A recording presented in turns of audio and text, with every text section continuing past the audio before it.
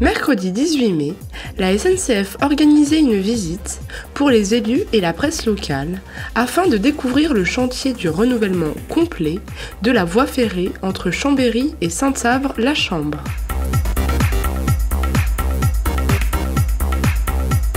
La visite a débuté par une réunion sécurité afin de prévenir les visiteurs des risques et des dangers.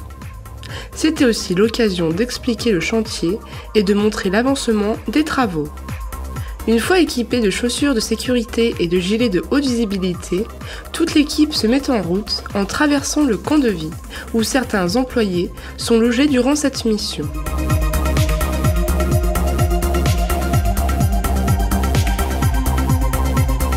Daniel Luciano nous décrit en quelques mots le fonctionnement de ces machines.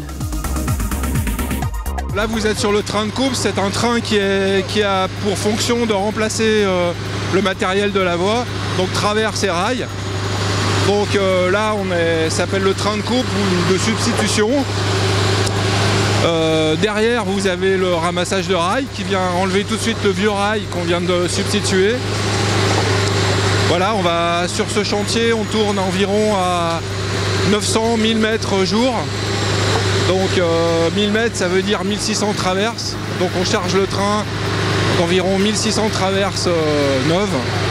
On va enlever les vieilles par la même occasion. Le train suivant derrière, c'est la dégarnisseuse. Donc la dégarnisseuse, elle, a en charge de renouveler le ballast. Donc c'est le poste qu'on a vu tout à l'heure. Donc à la suite du passage de ces deux trains, la voie est quasiment neuve, mais elle n'est pas à hauteur.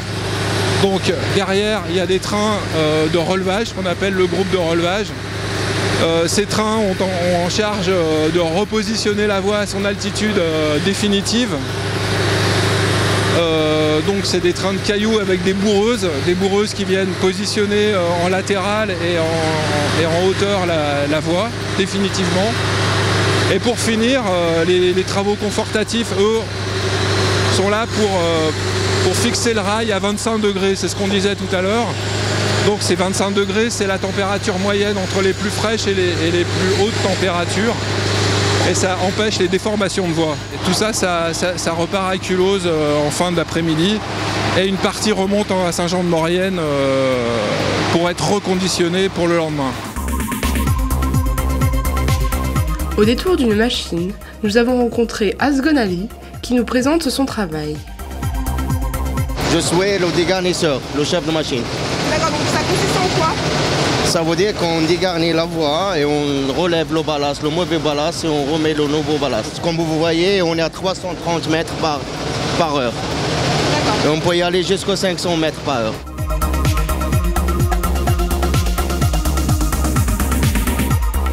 Des travaux importants à l'échelle de la forte circulation sur ces voies.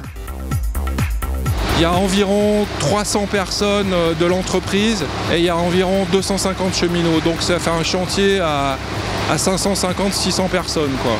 On travaille 8 heures par jour. Donc là c'est de 8h30 à 17h30. On travaille donc des fois la nuit et des fois le jour. Ça dépend où on se situe.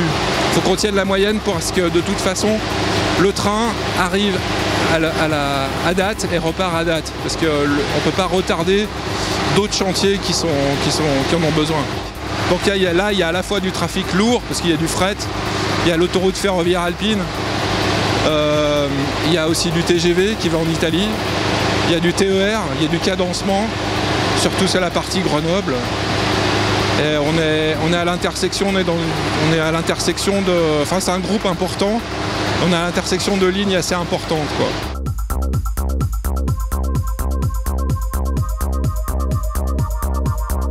Les équipes de la SNCF sont très attentifs à l'aspect sécurité sur ce chantier.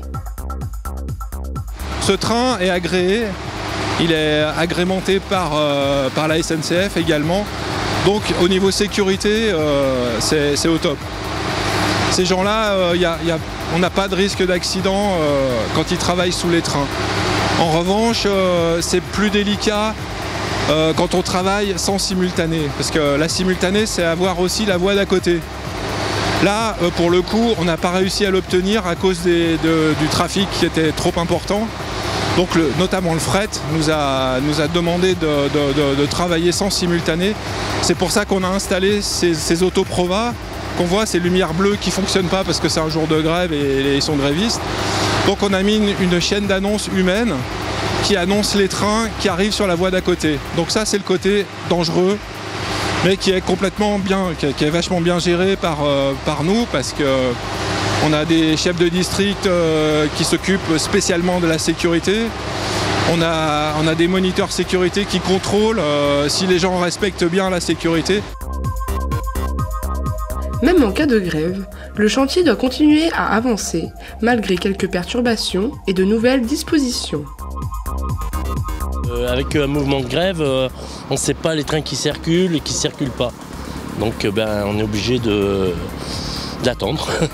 Donc, vous le savez à combien de minutes avant que le train va passer? Moi je suis en contact avec l'agent activité coupe et lui il se met en relation avec le RPTX pour savoir exactement le passage des trains, tout ça.